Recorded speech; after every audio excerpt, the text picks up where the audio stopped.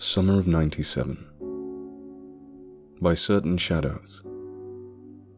In May of 1997, I arrived home from my last day of school to unwelcome news. I would be spending my summer break on Uncle Jacob's farm.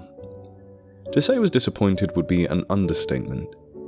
I wanted to laze the breezy days away at the beach, breathing in the salty scent of the ocean while the golden sand warmed my back.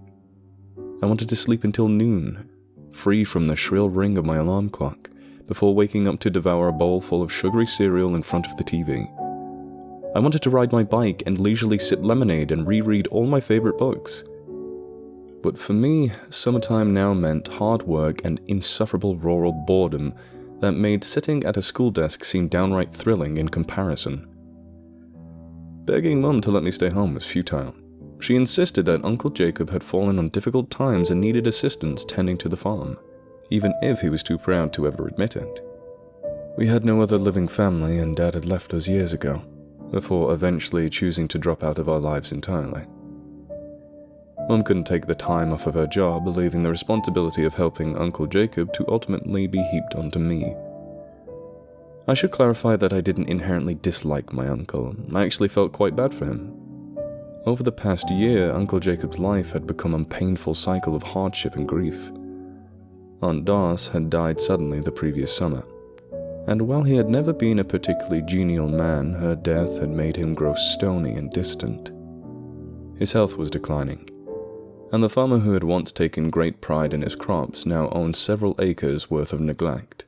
I didn't blame him for robbing me of my summer. I knew it wasn't his idea, and I suspected he felt as cheerless about the arrangement as I did. And so I begrudgingly conceded that my mum was right. Uncle Jacob was in dire need of assistance, and to deprive him of that would be unconscionable. Still, it was impossible not to feel bitter when June arrived and I found myself in my uncle's fields at the crack of dawn. While my friends were soaking in the poolside sun and enjoying a family vacation, I was toiling my summer away under the blazing sky. Every day my shirt would become soaked with sweat that clung to my aching back like a layer of wet skin.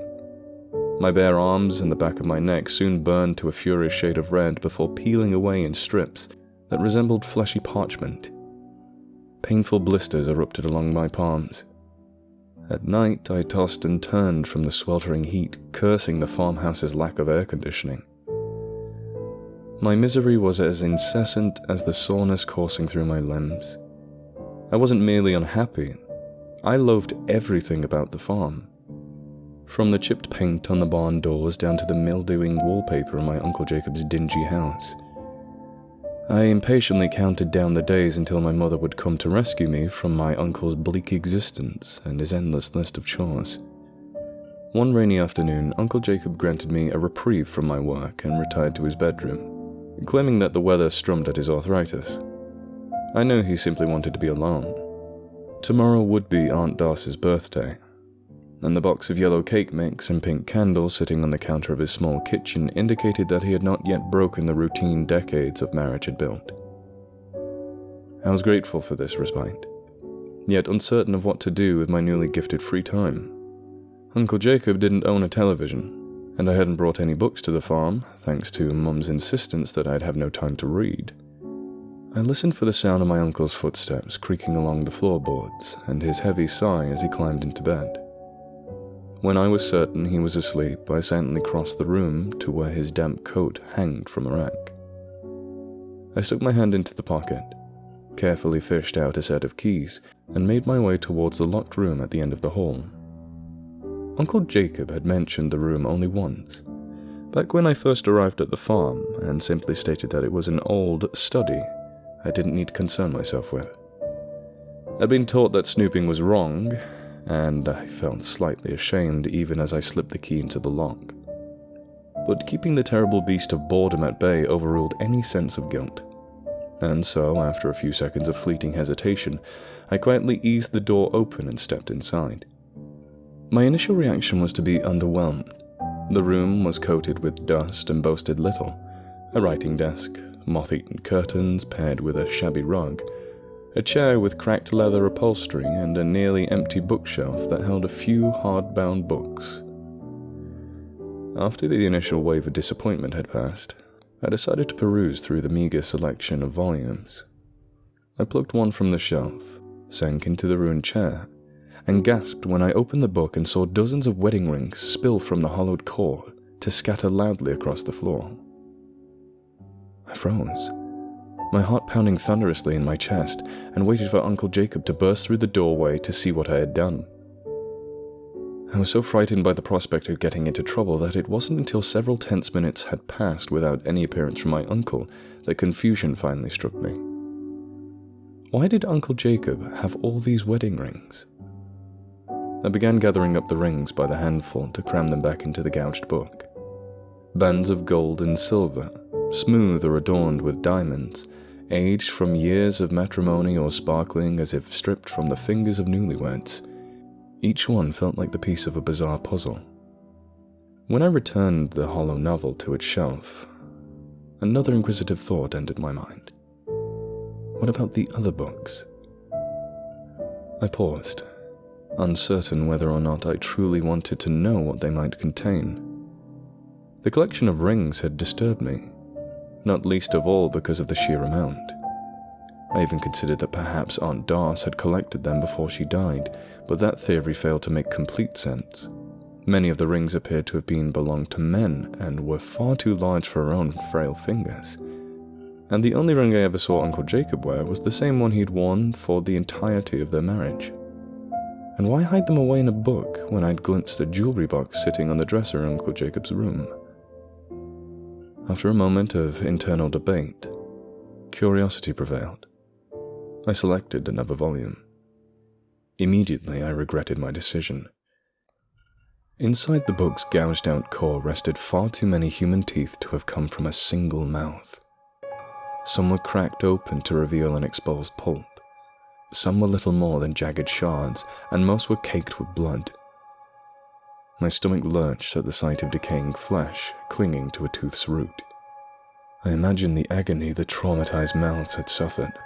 Exposed nerves as teeth were broken and viciously extracted, the coppery taste of their own blood, sharp remnants of their shattered molars piercing through their tongue like nails. My head swam and I fought the urge to be sick on the frayed rug. I know I should have called the police right then. I know I should have fled from the house and ran until I reached the next farm over. I know I should have been calmer and wiser and done just about anything besides what I did next.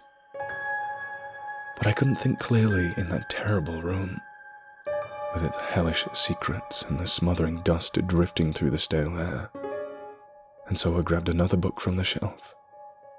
This time it slid from my trembling hands and fell to the floor. I watched as the book landed open and yawned a stream of photographs onto the floorboards. When I knelt down to examine them, I nearly fell over in shock. Staring up at me were faces twisted into grimaces of unspeakable pain. Each snapshot captured an act of brutality. Open mouths screamed in anguish whilst others were sealed shut with strips of tape. Limbs were bound with rope and contorted into unnatural positions. Eyes wept tears or blood, sometimes both. Hair and clothing was soaked with so much blood it was unlikely any of those photographed survived for long after the camera finally ran out of film. One photo depicted a mirror placed before a chair with deep scratch marks along the arms, presumably arranged so that the captive would witness their own torture as it unfolded. In its reflection, I caught a sight of a familiar face. A hand clamped down on my shoulder. "I didn't know what she was doing," Uncle Jacob mumbled sadly, his voice like gravel. "Until she was already gone." Uncle Jacob called the police himself. They found more trophies in the study, locks of hair tied with a ribbon, watches and women's jewelry, bloodied scraps of fabric and a small tin full of fingernails that rattled when the officer picked it up. The entire farm was evacuated, but they never found so much as a single bone. Even after all these years, no one knows what Aunt Darce did with the bodies or why she committed the murders. Law enforcement had her gruesome trinkets sent to a forensic laboratory. But for the most part, identifying victims boiled down to the hideous task of poring over the photo collection.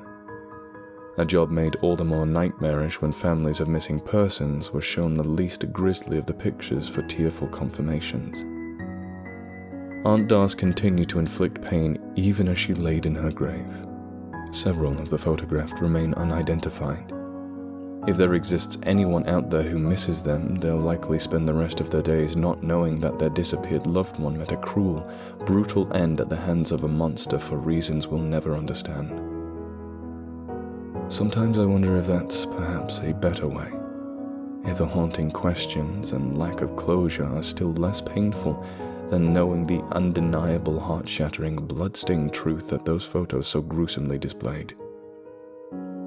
Uncle Jacob was interrogated. His story never changed. After Aunt Dars died, he was prepared to sell the farm and move away to somewhere with less memories, only for those plans to come to a horrifying halt when he found what she'd been keeping in her study. The discovery left him tethered to the farm, for he had no way of knowing if the ghoulish trophies remained hidden elsewhere among his acres and couldn't risk anyone uncovering them before he did. To this day, I still don't understand why he allowed me to visit, given his fear of my aunt's atrocities becoming unveiled, except that perhaps he'd simply grown tired of carrying the crushing burden of her crimes. He claimed to have no knowledge of the murders prior to his wife's death, and for what it's worth, I believed him. The voice that spoke to me that rainy afternoon belonged to a weary, broken soul who had finally been relieved of a secret that was eating away at him like a parasite. I know it was wrong of Uncle Jacob to keep evidence concealed rather than alert the police to what he had found. And I know it was wrong of him to prioritize Aunt Darcy's memory as an amicable, pleasant woman over seeking justice for her many victims.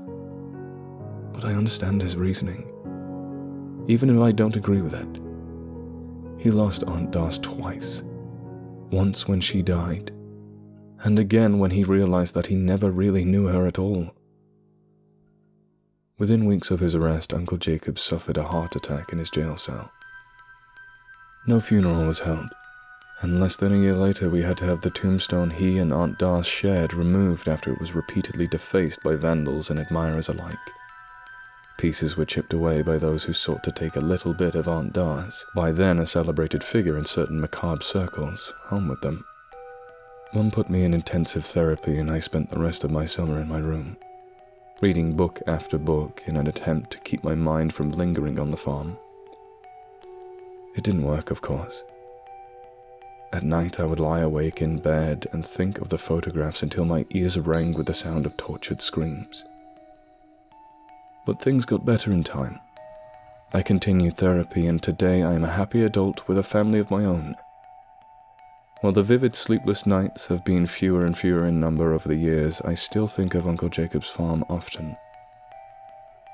Every thought circles back to the picture with the mirror, the last one I saw before Uncle Jacob gently plucked it from my grasp and guided me out of the room.